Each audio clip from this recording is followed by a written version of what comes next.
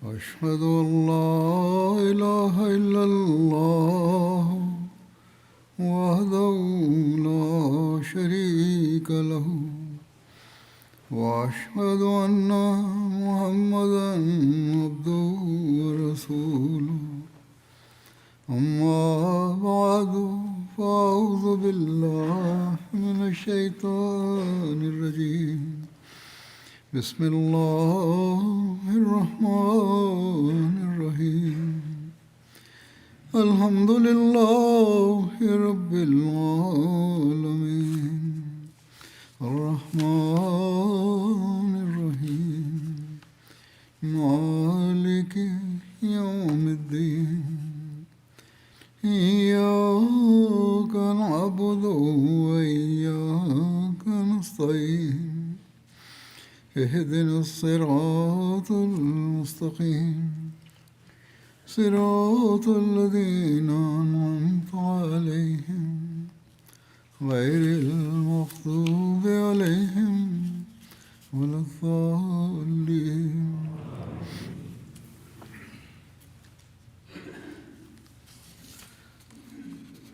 Tabuk ಯುದ್ಧದ ಬಗ್ಗೆ ವಿವರಣೆ ನೀಡಲಾಗುತ್ತಿತ್ತು. ಈ ಪ್ರಯಾಣದ ಹೆಚ್ಚಿನ ವಿವರಗಳನ್ನು ಇಂದು ವಿವರಿಸುತ್ತೇನೆ. ಈ ಸಂದರ್ಭದಲ್ಲಿ ಕಪಟಿ ವಿಶ್ವಾಸಿಗಳು ಹಜರತ್ ಪೈಗಂಬರ್ ಸಲ್ಲಲ್ಲಾಹು ಅಲೈಹಿ ವಸಲ್ಲಂರಿಗೆ ತೊಂದರೆ ನೀಡಲು ಮಾಡಿದ ಪ್ರಯತ್ನಗಳ ಪ್ರಸ್ತಾಪವೂ ಇದೆ. ಅದರ ವಿವರಣೆ ಹೀಗಿದೆ. ವಾಸ್ತವದಲ್ಲಿ ತಬೂಕ್ ಯುದ್ಧದ ಹಿನ್ನೆಲೆಯಲ್ಲಿ ಯಹೂದ್ಯರ, ಕ್ರೈಸ್ತರ ಮತ್ತು ಕಪಟಿ ವಿಶ್ವಾಸಿಗಳ ಜಂಟಿ ಪಿತೂರಿ ಕೆಲಸ ಮಾಡುತ್ತಿತ್ತು. ಮದೀನದಿಂದ ತಬೂಕಿಗೆ ಪ್ರಯಾಣವು ನಿಜವಾಗಿ ಸಾವಿನ ಕಣಿವೆಯ ಪ್ರಯಾಣವಾಗಿತ್ತು. ಕಪಟಿ ವಿಶ್ವಾಸಿಗಳು ಈ ಸಂದರ್ಭದಲ್ಲಿ ಒಂದು ಪಿತೂರಿ ಮಾಡಿದರು. ಮರಳುವ ಪ್ರಯಾಣದಲ್ಲಿ ಒಂದು ಸ್ಥಳದಲ್ಲಿ ರಸ್ತೆಯು 2 ಭಾಗಗಳಾಗಿ ವಿಂಗಡಣೆಯಾಗುತ್ತಿತ್ತು. ಒಂದು ಕಣಿವೆಯ ದೀರ್ಘವಾದ ಮಾರ್ಗವಾಗಿತ್ತು, ಇನ್ನೊಂದು ಕಿರಿದಾದ ಮತ್ತು ಕಷ್ಟಕರವಾದ ಘಾಟಿ ಮಾರ್ಗವಾಗಿತ್ತು. ಈ ಮಾರ್ಗ ಚಿಕ್ಕದ್ದಾಗಿತ್ತು. ಮುಸ್ಲಿಮರ ಸೈನ್ಯವು ಆ ಘಾಟಿಯಿಂದ ಹಾದು ಹೋಗುವಾಗ ರಾತ್ರಿ ಸಮಯದಲ್ಲಿ ಜನದಟ್ಟಣೆಯ ನಡುವೆ ಎಲ್ಲ ಕಪಟಿ ವಿಶ್ವಾಸಿಗಳು ಹಜರತ್ ಪೈಗಂಬರ್ ಸಲ್ಲಲ್ಲಾಹು ಅಲೈಹಿ ವಸಲ್ಲಮರ ಒಂಟೆಯ ಸುತ್ತಲೂ ಒಟ್ಟುಗೂಡಿ ಒಂಟೆಯನ್ನು ಬಲವಂತವಾಗಿ ಘಾಟಿಯ ಅಂಚಿನ ಕಡೆಗೆ ಅಟ್ಟಿ ಮತ್ತು ಅದರ ಜೀನಿನ ಹಗ್ಗಗಳನ್ನು ಕತ್ತರಿಸಿ ಹಜರತ್ ಪೈಗಂಬರ್ ಸಲ್ಲಲ್ಲಾಹು ಅಲೈಹಿ ವಸಲ್ಲಮರನ್ನು ಒಂಟೆ ಸಮೇತ ಕಂದಕಕ್ಕೆ ಬೀಳಿಸಲು ಕಪಟ ವಿಶ್ವಾಸಿಗಳು ಯೋಜನೆ ಹಾಕಿದ್ದರು. ನೌಜುಬಿಲ್ಲಾ. ಅಲ್ಲಾಹನು ಹಜರತ್ ಪೈಗಂಬರ್ ಸಲ್ಲಲ್ಲಾಹು ಅಲೈಹಿ ವಸಲ್ಲಮರಿಗೆ ಈ ಕಪಟ ವಿಶ್ವಾಸಿಗಳ ಪಿತೂರಿಯ ಬಗ್ಗೆ ತಿಳಿಸಿಕೊಟ್ಟನು. ಹಾಗೆ ಹಜರತ್ ಪೈಗಂಬರ್ ಸಲ್ಲಲ್ಲಾಹು ಅಲೈಹಿ ವಸಲ್ಲಂ ತಮ್ಮೊಂದಿಗೆ ತಮ್ಮ 3 ಸಂಗಡಿಗರ ಹೊರತಾಗಿ ಬೇರೆ ಯಾರೂ ಘಾಟಿಯ ಕಡೆಯಿಂದ ಹೋಗಬಾರದು ಎಂದು ಘೋಷಣೆ ಮಾಡಿಸಿದರು. ಇದರ ಹೊರತಾಗಿಯೂ 12-15 ಕಪಟಿಗಳು ತಮ್ಮ ಮುಖಗಳನ್ನು ಬಟ್ಟೆಗಳಿಂದ ಮುಚ್ಚಿಕೊಂಡು ವೇಗವಾಗಿ ಘಾಟಿಯ ಕಡೆಗೆ ಹೋಗಲು, ಇದ್ದಕ್ಕಿದ್ದಂತೆ ಒಂಟೆಯನ್ನು ಓಡಿಸಲು ಮತ್ತು ಅದನ್ನು ಹೆದರಿಸಿ ತಾವು ಬಯಸುತ್ತಿದ್ದ ದುರ್ಘಟನೆಯನ್ನು ನಡೆಸುವುದರಲ್ಲಿ ಯಶಸ್ವಿಯಾಗಲು ಯೋಜನೆ ಹಾಕುತ್ತಾರೆ. ಹಜರತ್ ಪೈಗಂಬರ್ ಸಲ್ಲಲ್ಲಾಹು ಅಲೈಹಿ ವಸಲ್ಲಂ ಘಾಟಿಯಲ್ಲಿ ಹೋಗುತ್ತಿದ್ದಾಗ ಅವರಿಗೆ ಅಚಾನಕ್ಕಾಗಿ ಜನರ ಸದ್ದು ಕೇಳಿಸಿತ್ತು. ಆ ಜನರು ಒಂಟೆಯ ಹತ್ತಿರ ಬಂದು ಅದನ್ನು ಹೆದರಿಸಿದರು. ಇದರಿಂದ ಕೆಲವು ಸಾಮಾನುಗಳು ಕೂಡ ಕೆಳಗೆ ಬಿದ್ದವು. ಆ ಕಪಟಿ ವಿಶ್ವಾಸಿಗಳ ಮೇಲೆ ದಾಳಿ ಮಾಡಿ ಅವರನ್ನು ಹೆದರಿಸುವಂತೆ ಹಜರತ್ ಪೈಗಂಬರ್ ಸಲ್ಲಲ್ಲಾಹು ಅಲೈಹಿ ವಸಲ್ಲಂ ಹಜರತ್ ಹುಝೈಫಾ ರಜಿಯಲ್ಲಾಹು ಅನ್ಹುಗೆ ಆಜ್ಞಾಪಿಸಿದರು. ಅದರಂತೆ ಹಜರತ್ ಹುಝೈಫಾ ರಜಿಯಲ್ಲಾಹು ಅನ್ಹು ಲಾಠಿಯಿಂದ ಕಪಟಿ ವಿಶ್ವಾಸಿಗಳ ಸವಾರಿಗಳನ್ನು ಹೊಡೆಯಲು ಪ್ರಾರಂಭಿಸಿದರು ಮತ್ತು ಎಲೈ ಅಲ್ಲಾಹನ ಶತ್ರುಗಳೇ, ಇಲ್ಲಿಂದ ದೂರ ಸರಿಯಿರಿ ಎಂದು ಹೇಳಿದರು. ತಮ್ಮ ಪಿತೂರಿಯ ಬಗ್ಗೆ ಹಜರತ್ ಪೈಗಂಬರ್ ಸಲ್ಲಲ್ಲಾಹು ಅಲೈಹಿ ವಸಲ್ಲಂರಿಗೆ ಗೊತ್ತಾಗಿದೆ ಎಂದು ಕಪಟಿ ವಿಶ್ವಾಸಿಗಳು ತಿಳಿದುಕೊಂಡರು. ಅವರು ತಕ್ಷಣವೇ ಅಲ್ಲಿಂದ ಸರಿಯುತ್ತಾ ಸೈನ್ಯದಲ್ಲಿ ಸೇರಿಕೊಂಡರು. ಅಲ್ಲಾಹನು ಈ ಕಪಟ ವಿಶ್ವಾಸಗಳ ಹೆಸರುಗಳನ್ನು ಹಜರತ್ ಪೈಗಂಬರ್ ಸಲ್ಲಲ್ಲಾಹು ಅಲೈಹಿ ವಸಲ್ಲಂರಿಗೆ ತಿಳಿಸಿದ್ದನು ಎಂಬುದಾಗಿ ಒಂದು ವರದಿಯಿದೆ. ಅದು ಹೀಗೆ. ಹಜರತ್ ಪೈಗಂಬರ್ ಸಲ್ಲಲ್ಲಾಹು ಅಲೈಹಿ ವಸಲ್ಲಂ ಹಜರತ್ ಹುಝೈಫಾ ರಜಿಯಲ್ಲಾಹು ಅನ್ಹುರೊಡನೆ ಹೀಗೆ ಹೇಳಿದರು: ನಾನು ನಿನ್ನೊಂದಿಗೆ ಒಂದು ರಹಸ್ಯದ ಮಾತು ಹೇಳಲು ಬಯಸುತ್ತೇನೆ.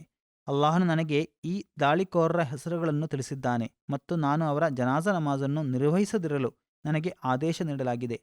ಮಕ್ಕಾ ವಿಜಯದ ನಂತರ ಕಪಟ ವಿಶ್ವಾಸಿಗಳ ಪಿತೂರಿಗಳು ಇನ್ನಷ್ಟು ತೀವ್ರಗೊಂಡಿದ್ದವು. ಯಹೂದಿ ಗೋತ್ರಗಳು ಈಗ ತಮ್ಮ ಶಕ್ತಿಯನ್ನು ಕಳೆದುಕೊಂಡಿವೆ ಎಂದು ಅವರಿಗೆ ಮನದಟ್ಟಾದಾಗ ಅವರು ಅರೇಬಿಯಾದ ಹೊರಗೆ ಇರುವ ರೋಮನಂತಹ ಶಕ್ತಿಗಳಿಂದ ಸಹಾಯ ಪಡೆಯಲು ಯೋಜನೆ ಹಾಕಿದರು. ಇದರೊಂದಿಗೆ ಮದೀನದಲ್ಲೂ ಒಂದು ಶಾಶ್ವತ ಕೇಂದ್ರವನ್ನು ಸ್ಥಾಪಿಸಲು ಅವರು ಯೋಜನೆ ಹಾಕಿದರು. ಮುಸ್ಲಿಮರ ವಿರುದ್ಧ ಪಿತೂರಿಗಳನ್ನು ಮಾಡಲು ಮತ್ತು ಆಯುಧಗಳನ್ನು ಸಂಗ್ರಹಿಸಲು ಒಂದು ಕೇಂದ್ರವಿರಬೇಕು. ಆದರೆ ಮೇಲ್ನೋಟಕ್ಕೆ ಆ ಕೇಂದ್ರವು ಇತರ ಮುಸ್ಲಿಮರಿಗೆ ಯಾವುದೇ ಅನುಮಾನ ಬರದಂತೆ ಇರಬೇಕು ಎಂದಾಗಿತ್ತು ಕಪಟ ವಿಶ್ವಾಸಿಗಳ ಯೋಜನೆ. ಸ್ವಲ್ಪ ಕಾಲದವರೆಗೆ ಕಣ್ಮರೆಯಾಗಿ ಇದ್ದ ಅಬು ಆಮಿರ್ ಎಂಬವನು ಇದ್ದಕ್ಕಿದ್ದಂತೆ ಜನರ ಮುಂದೆ ಬಂದನು. ಅವನ ಪ್ರಚಾರಕರು ಅವನನ್ನು ಅಬು ಆಮಿರ್ ರಾಹಿಬ್ ಪಾದ್ರಿ ಎಂದು ಕರೆಯಲು ಪ್ರಾರಂಭಿಸಿದರು. ಅಬು ಆಮಿರ್ ಖಜರಜ್ ಗೋತ್ರಕ್ಕೆ ಸೇರಿದವನಾಗಿದ್ದನು. ಅದರ ಪೈಗಂಬರ್ ಸಲ್ಲಲ್ಲಾಹು ಅಲೈಹಿ ವಸಲ್ಲಂ ಮದೀನಕ್ಕೆ ಬಂದ ನಂತರ ಇವನು ಮಕ್ಕಾಗೆ ಹೋಗಿದ್ದನು ಮತ್ತು ಕುರೇಶಿಯರನ್ನು ಅದರ ಪೈಗಂಬರ್ ಸಲ್ಲಲ್ಲಾಹು ಅಲೈಹಿ ವಸಲ್ಲಮರ ವಿರುದ್ಧ ಯುದ್ಧ ಮಾಡಲು ಪ್ರಚೋದಿಸಿದ್ದನು. ಇವನು ತನ್ನ ನಾಡಿನಿಂದ ದೂರ ಒಬ್ಬಂಟಿಯಾಗಿ ಸಾಯಲಿ ಎಂದು ಅದರ ಪೈಗಂಬರ್ ಸಲ್ಲಲ್ಲಾಹು ಅಲೈಹಿ ವಸಲ್ಲಂ ಇವನ ಕುರಿತು ದುವಾ ಮಾಡಿದರು. ಒಂದು ಮಸೀದಿಯನ್ನು ನಿರ್ಮಿಸಿ ಅಲ್ಲಿ ಸೇನಾ ನೆಲೆಯನ್ನು ಮಾಡಿಕೊಂಡು ಯುದ್ಧಕ್ಕೆ ತಯಾರಿ ಮಾಡಲು ಕಪಟ ವಿಶ್ವಾಸಿಗಳಿಗೆ ಸಲಹೆ ನೀಡಿದ್ದು ಕೂಡ ಈ ಅಬು ಆಮಿರ್ ಆಗಿದ್ದನು. ಅಬು ಆಮಿರ್ ಸ್ವತಃ ರೋಮನ್ ಸಾಮ್ರಾಜ್ಯದ ಕಡೆಗೆ ಹೋಗಿ ಸಿರಿಯಾದಲ್ಲಿ ರೋಮನ್ ದೊರೆ ಕೈಸರ್ಗೆ ಮುಸ್ಲಿಮರ ಬಗ್ಗೆ ತಪ್ಪಾಗಿ ಹೇಳುತ್ತಾ ಅವರ ವಿರುದ್ಧ ಯುದ್ಧಕ್ಕೆ ಪ್ರಚೋದಿಸಿದನು. ಆತ ಅರಸನೊಡನೆ ಹೀಗೆ ಹೇಳಿದನು: ಮುಸ್ಲಿಮರು ಕಡಿಮೆ ಸಂಖ್ಯೆಯಲ್ಲಿರುವವರು, ದುರ್ಬಲರು, ಬಡವರೂ ಆಗಿದ್ದಾರೆ. ಅವರಿಗೆ ಶತ್ರುಗಳು ಹೆಚ್ಚು. ನೀವು ಅವರಿಗೆ ಹೆದರುವ ಅಗತ್ಯವಿಲ್ಲ. ಆದರೆ ನೀವು ಈಗ ಅವರ ವಿರುದ್ಧ ಕ್ರಮ ತೆಗೆದುಕೊಳ್ಳದಿದ್ದರೆ ಭವಿಷ್ಯದಲ್ಲಿ ಇದು ನಿಮ್ಮ ಸಾಮ್ರಾಜ್ಯಕ್ಕೆ ಒಳ್ಳೆಯದಲ್ಲ. ಹಿರ್ಕಲ ಅರಸ ಆತನನ್ನು ತನ್ನ ಬಳಿ ಇರಿಸಿಕೊಂಡನು. ಆತನಿಗೆ ಸಾಂತ್ವನ ನೀಡಿದನು ಮತ್ತು ಸಹಾಯ ಮಾಡುವುದಾಗಿ ಭರವಸೆ ನೀಡಿದನು. ಅದೇ ವೇಳೆ ಅಬು ಆಮಿರ್ ತನ್ನ ಸಹಧರ್ಮೀಯರಾದ ಪಿತೂರಿಗಾರ ಗೆಳೆಯರಿಗೆ ಈ ರೀತಿ ಸುದ್ದಿ ತಿಳಿಸಿದನು: ಶೀಘ್ರದಲ್ಲೇ ಒಂದು ದೊಡ್ಡ ಸೈನ್ಯವನ್ನು ತೆಗೆದುಕೊಂಡು ಮದೀನದ ಮೇಲೆ ದಾಳಿ ಮಾಡುತ್ತೇನೆ. ಆದ್ದರಿಂದ ನೀವು ನನಗಾಗಿ ಒಂದು ಭವ್ಯವಾದ ತಾಣವನ್ನು ನಿರ್ಮಿಸಿರಿ. ಹಾಗೆ ಕಪಟ ವಿಶ್ವಾಸಿಗಳು ಒಂದು ಮಸೀದಿಯನ್ನು ನಿರ್ಮಿಸಿದರು. ಈ ಮಸೀದಿಯನ್ನು ಮಸ್ಜಿದ್ ಜಿರಾರ್ ಎಂದು ಕರೆಯಲಾಗುತ್ತದೆ. ಆದರೆ ಅಬು ಆಮಿರ್ನ ಈ ಅಭಿಲಾಷೆ ಕೂಡ ಈಡೇರಲಿಲ್ಲ. ಕೊನೆಗೆ 9 ಅಥವಾ 10 ಹಿಜ್ರಿಯಲ್ಲಿ ಆತ ಸಿರಿಯಾದಲ್ಲಿ ಒಬ್ಬಂಟಿಯಾಗಿ ಮತ್ತು ದೇಶಭ್ರಷ್ಟನ ಸ್ಥಿತಿಯಲ್ಲಿ ಮೃತಪಟ್ಟನು. ಕಪಟ ವಿಶ್ವಾಸಿಗಳು ಮಸೀದಿಯ ನಿರ್ಮಾಣವನ್ನು ಪೂರ್ಣಗೊಳಿಸಿದಾಗ ಅವರು ಹಜರತ್ ಪೈಗಂಬರ್ ಸಲ್ಲಲ್ಲಾಹು ಅಲೈಹಿ ವಸಲ್ಲಂರೊಡನೆ ಅವರ ಮಸೀದಿಯಲ್ಲಿ ನಮಾಜ್ ಮಾಡಲು ವಿನಂತಿಸಿದರು. ಹಜರತ್ ಪೈಗಂಬರ್ ಸಲ್ಲಲ್ಲಾಹು ಅಲೈಹಿ ವಸಲ್ಲಂ ತಬೂಕಿಗೆ ಹೊರಡಲು ಸಿದ್ಧತೆ ಮಾಡುತ್ತಿದ್ದಾಗ ಆ ಜನರು ಬಂದರು ಎಂಬುದು ದೈವಿಕ ವಿಧಿಯಾಗಿತ್ತು. ಹಜರತ್ ಪೈಗಂಬರ್ ಸಲ್ಲಲ್ಲಾಹು ಅಲೈಹಿ ವಸಲ್ಲಂ ಹೇಳಿದರು: ಈಗ ನಾನು ಪ್ರಯಾಣಕ್ಕೆ ಸಿದ್ಧತೆ ನಡೆಸುವುದರಲ್ಲಿ ನಿರತನಾಗಿದ್ದೇನೆ. ನಾವು ಪ್ರಯಾಣದಿಂದ ಹಿಂತಿರುಗಿದ ನಂತರ ಆ ಮಸೀದಿಯಲ್ಲಿ ನಮಾಜ್ ನಿರ್ವಹಿಸಬಹುದು. ತಬೂಕ್ ಯುದ್ಧದಿಂದ ಮರಳುವಾಗ ಅಲ್ಲಾಹನು ದಿವ್ಯವಾಣಿಯ ಮೂಲಕ ಹಜರತ್ ಪೈಗಂಬರ್ ಸಲ್ಲಲ್ಲಾಹು ಅಲೈಹಿ ವಸಲ್ಲಂರಿಗೆ ಆ ಮಸೀದಿಯ ಕುರಿತು ತಿಳಿಸಿಕೊಟ್ಟನು. ಹಾನಿಯುಂಟು ಮಾಡಲಿಕ್ಕೂ ಅವಿಶ್ವಾಸವನ್ನು ಬಲಪಡಿಸಲಿಕ್ಕೂ ವಿಶ್ವಾಸಿಗಳ ಮಧ್ಯೆ ಒಡಕನ್ನುಂಟು ಮಾಡಲಿಕ್ಕೂ ಅಲ್ಲಾಹ ಮತ್ತು ಅವನ ಸಂದೇಶವಾಹಕನೊಡನೆ ಈಗಾಗಲೇ ಯುದ್ಧ ಮಾಡುತ್ತಿರುವವರಿಗೆ ಆಶ್ರಯ ನೀಡಲಿಕ್ಕೂ ಬೇಕಾಗಿ ಒಂದು ಆರಾಧನಾಲಯವನ್ನು ನಿರ್ಮಿಸಿದವರು ಕೂಡ ಆ ಕಪಟ ವಿಶ್ವಾಸಿಗಳ ಪೈಕಿಯಲ್ಲಿದ್ದಾರೆ. ನಾವು ಒಳಿತು ವಿನ ಬೇರೇನನ್ನೂ ಉದ್ದೇಶಿಸುವುದಿಲ್ಲ ಎಂದು ಅವರು ಖಂಡಿತವಾಗಿಯೂ ಸತ್ಯ ಪ್ರಮಾಣ ಮಾಡುತ್ತಾರೆ. ಅವರು ಸುಳ್ಳು ಹೇಳುತ್ತಿದ್ದಾರೆಂಬುದಕ್ಕೆ ಅಲ್ಲಾಹನೇ ಸಾಕ್ಷಿಯಾಗಿದ್ದಾನೆ. ಈ ದಿವ್ಯವಾಣಿಯ ನಂತರ ಮಸ್ಜಿದ್ ಜಿರಾರನ್ನು ಕೆಡವಲು ಅದರ ಪೈಗಂಬರ್ ಸಲ್ಲಲ್ಲಾಹು ಅಲೈಹಿ ವಸಲ್ಲಂ ಆದೇಶಿಸಿದರು. ಹಾಗೆಯೇ ಅವರ ಆಜ್ಞೆಯ ಮೇರೆಗೆ ಈ ಮಸೀದಿಗೆ ಬೆಂಕಿ ಹಚ್ಚಿ ಸುಡಲಾಯಿತು. ಹಜರತ್ ಪೈಗಂಬರ್ ಸಲ್ಲಲ್ಲಾಹು ಅಲೈಹಿ ವಸಲ್ಲಂ ಮದೀನಕ್ಕೆ ಬಂದಾಗ ಹಜರತ್ ಪೈಗಂಬರ್ ಸಲ್ಲಲ್ಲಾಹು ಅಲೈಹಿ ವಸಲ್ಲಂ ಆ ಸ್ಥಳವನ್ನು ಹಜರತ್ ಆಸಿಮ್ ಬಿನ್ ಅದ್ದೀರಿಗೆ ರಜಿಯಲ್ಲಾಹು ಅನ್ಹು ಅಲ್ಲಿ ಅವರು ತಮ್ಮ ಮನೆಯನ್ನು ನಿರ್ಮಿಸಿಕೊಳ್ಳಲಿಕ್ಕಾಗಿ ನೀಡಲು ಬಯಸಿದರು. ಆದರೆ ಹಜರತ್ ಆಸಿಮ್ ರಜಿಯಲ್ಲಾಹು ಅನ್ಹು ವಿನಮ್ರವಾಗಿ ನಿರಾಕರಿಸಿದರು ಮತ್ತು ಆ ಸ್ಥಳವನ್ನು ಹಜರತ್ ಸಾಬಿತ್ ಬಿನ್ ಅರ್ಕಮ್ ರಜಿಯಲ್ಲಾಹು ಅನ್ಹುರಿಗೆ ನೀಡಬೇಕೆಂದು ಸಲಹೆ ನೀಡಿದರು, ಏಕೆಂದರೆ ಅವರಿಗೆ ಯಾವುದೇ ವಾಸಸ್ಥಳ ಇರಲಿಲ್ಲ.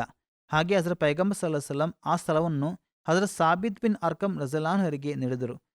ಹಜರತ್ ಮುಸ್ಲಿಮ್ ರಜಿಯಲ್ಲಾಹು ಅನ್ಹು ಹೇಳುತ್ತಾರೆ: ಕಪಟ ವಿಶ್ವಾಸಿಗಳ ಇಂತಹ ದೊಡ್ಡ ಪಿತೂರಿಯ ಹೊರತಾಗಿಯೂ ಅವರಿಗೆ ಹಜರತ್ ಪೈಗಂಬರ್ ಸಲ್ಲಲ್ಲಾಹು ಅಲೈಹಿ ವಸಲ್ಲಂ ಯಾವುದೇ ದೈಹಿಕ ಅಥವಾ ಆರ್ಥಿಕ ಶಿಕ್ಷೆಯನ್ನು ನೀಡಲಿಲ್ಲ. ಸುಮಾರು 2 ತಿಂಗಳ ಪ್ರಯಾಣದ ನಂತರ ಹಜರತ್ ಪೈಗಂಬರ್ ಸಲ್ಲಲ್ಲಾಹು ಅಲೈಹಿ ವಸಲ್ಲಂ ಮದೀನಕ್ಕೆ ಹಿಂತಿರುಗಿದರು. ಮದೀನಾ ಪಟ್ಟಣ ಕಾಣಿಸುತ್ತಿದ್ದಂತೆ ಹಜರತ್ ಪೈಗಂಬರ್ ಸಲ್ಲಲ್ಲಾಹು ಅಲೈಹಿ ವಸಲ್ಲಂ ಹೇಳಿದರು: ಆ ಬೆಟ್ಟ ಉಹುದ್ ನಮ್ಮನ್ನು ಪ್ರೀತಿಸುತ್ತದೆ ಮತ್ತು ನಾವು ಅದನ್ನು ಪ್ರೀತಿಸುತ್ತೇವೆ. ಅಂದರೆ ಹಜರತ್ ಪೈಗಂಬರ್ ಸಲ್ಲಲ್ಲಾಹು ಅಲೈಹಿ ವಸಲ್ಲಂರಿಗೆ ಮದೀನದ ಪ್ರತಿಯೊಂದು ಜಾಗದ ಮೇಲೆ ಪ್ರೀತಿ ಇತ್ತು. ಹಜರತ್ ಪೈಗಂಬರ್ ಸಲ್ಲಲ್ಲಾಹು ಅಲೈಹಿ ವಸಲ್ಲಂ ಹೇಳಿದರು: ನನಗೆ ಮದೀನವನ್ನು ಬೇಗ ಮುಟ್ಟಬೇಕು. ನಿಮ್ಮಲ್ಲಿ ಯಾರು ನನ್ನೊಂದಿಗೆ ನಡೆಯಲು ಬಯಸುತ್ತಾರೋ ಅವರು ನಡೆಯಲಿ. ತಬೂಕ್ ಯುದ್ಧದಿಂದ ಮರಳುವಾಗ ಹಜರತ್ ಪೈಗಂಬರ್ ಸಲ್ಲಲ್ಲಾಹು ಅಲೈಹಿ ವಸಲ್ಲಂ ಹೇಳಿದರು: ಮದೀನದಲ್ಲಿ ಕೆಲವು ಜನರಿದ್ದಾರೆ. ನೀವು ಯಾವುದೇ ಕಣಿವೆಯನ್ನು ದಾಟುವಾಗಲೂ ಅಥವಾ ಪ್ರಯಾಣ ಮಾಡುವಾಗಲೂ ಅವರು ನಿಮ್ಮೊಂದಿಗೆ ಜೊತೆಯಲ್ಲೇ ಇದ್ದರು. ಸಹಾಬರು ಕೇಳಿದರು: ಯಾ ರಸೂಲಲ್ಲಾಹ್ ಸಲ್ಲಲ್ಲಾಹು ಅಲೈಹಿ ವಸಲ್ಲಂ, ಅವರು ಮದೀನದಲ್ಲೇ ಇದ್ದುಕೊಂಡು ನಮ್ಮೊಂದಿಗೆ ಹೇಗೆ ಇರಲು ಸಾಧ್ಯ? ಅದರ ಪೈಗಂಬರ್ ಸಲ್ಲಲ್ಲಾಹು ಅಲೈಹಿ ವಸಲ್ಲಂ ಹೇಳಿದರು: ಅವರು ಮದೀನದಲ್ಲಿಯೇ ಇದ್ದಾರೆ, ಆದರೆ ಅನಾರೋಗ್ಯ ಮುಂತಾದ ಯಾವುದೋ ಒಂದು ಅನಿವಾರ್ಯ ಕಾರಣದಿಂದ ಅವರಿಗೆ ಬರಲಿಕ್ಕೆ ಸಾಧ್ಯವಾಗಲಿಲ್ಲ. ಇನ್ನೊಂದು ವರದಿಯಲ್ಲಿ ಹೀಗಿದೆ: ಅದರ ಪೈಗಂಬರ್ ಸಲ್ಲಲ್ಲಾಹು ಅಲೈಹಿ ವಸಲ್ಲಂ ಪ್ರಯಾಣದಿಂದ ಮರಳಿದಾಗ ಅಲ್ಲಾಹನಿಗೆ ಕೃತಜ್ಞತೆ ಸಲ್ಲಿಸುತ್ತಾ ಹೀಗೆ ಹೇಳಿದರು: ಎಲ್ಲಾ ಸ್ತುತಿಗಳು ಅಲ್ಲಾಹನಿಗೆ. ಅವನು ನಮ್ಮ ಈ ಪ್ರಯಾಣದಲ್ಲಿ ನಮಗೆ ಪ್ರತಿಫಲ ಮತ್ತು ಒಳಿತುಗಳನ್ನು ನೀಡಿದನು ಮತ್ತು ನಮ್ಮ ಹಿಂದೆ ಉಳಿದವರನ್ನು ಕೂಡ ಈ ಪ್ರತಿಫಲದಲ್ಲಿ ನಮ್ಮೊಂದಿಗೆ ಸೇರಿಸಿದನು. ಇದನ್ನು ಆಲಿಸಿ ಹಜರತ್ ಆಯಿಷಾ ರಜಿಯಲ್ಲಾಹು ಅನ್ಹಾ ಹೀಗೆ ಕೇಳಿದರು: ನೀವು ಪ್ರಯಾಣದ ತೊಂದರೆಗಳನ್ನು ಸಹಿಸಿಕೊಂಡಿರುವ ಕಾರಣದಿಂದ ಈ ಪ್ರತಿಫಲಕ್ಕೆ ನೀವು ಅರ್ಹರಾಗಿದ್ದೀರಿ. ಆದರೆ ಇತರರು ತೊಂದರೆಗಳನ್ನು ಸಹಿಸದೆ ಪ್ರತಿಫಲದಲ್ಲಿ ಹೇಗೆ ಪಾಲುದಾರರಾದರು? ಹಜರತ್ ಪೈಗಂಬರ್ ಸಲ್ಲಲ್ಲಾಹು ಅಲೈಹಿ ವಸಲ್ಲಂ ಹೇಳಿದರು: ಅನಾರೋಗ್ಯದ ಕಾರಣದಿಂದ ಬರಲು ಸಾಧ್ಯವಾಗದವರು ಕೂಡ ನಮ್ಮ ಜೊತೆಗಾರರಾಗಿದ್ದಾರೆ. ಅಲ್ಲಾಹನಾಣೆ, ಶತ್ರುಗಳ ಮೇಲೆ ಅವರ ದುವಾ ನಮ್ಮ ಆಯುಧಗಳಿಗಿಂತ ಹೆಚ್ಚು ಪರಿಣಾಮಕಾರಿಯಾಗಿತ್ತು. ಅದರ ಪೈಗಂಬರ್ ಸಲ್ಲಲ್ಲಾಹು ಅಲೈಹಿ ವಸಲ್ಲಂ ಆಗಮಿಸಿದಾಗ ಮದೀನದ ಜನರು ಪಟ್ಟಣದಿಂದ ಹೊರಗೆ ಬಂದು ಗೀತೆಗಳು ಮತ್ತು ಕವನಗಳನ್ನು ಹಾಡುತ್ತಾ ಹಜರತ್ ಪೈಗಂಬರ್ ಸಲ್ಲಲ್ಲಾಹು ಅಲೈಹಿ ವಸಲ್ಲಂರನ್ನು ಸ್ವಾಗತಿಸಿದರು. ಇನ್ನೂ ಕೆಲವು ಘಟನೆಗಳು ಮತ್ತು ಜೀವನ ಚರಿತ್ರೆಯ ಅಂಶಗಳು ಇವೆ. ಅವುಗಳನ್ನು ಮುಂದಿನ ಬಾರಿ ವಿವರಿಸುತ್ತೇನೆ ಇನ್ಶಾ ಅಲ್ಲಾ.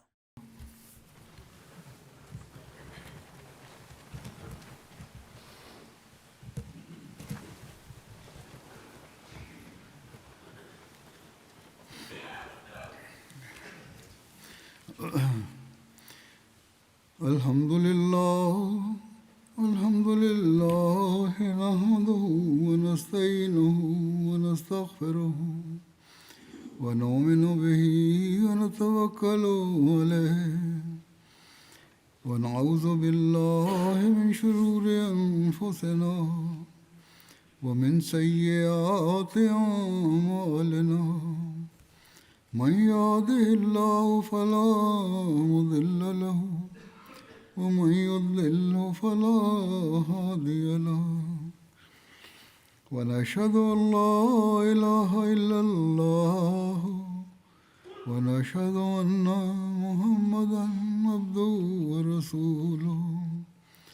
عباد الله رحمكم الله، إن الله يأمر بالعدل والإحسان وإيتاء ذي القربى وينهى عن الفحشاء والمنكر والبغي يعظكم لعلكم تذكرون. اذكروا الله يذكركم وادعوه يستجب لكم ولذكر الله أكبر.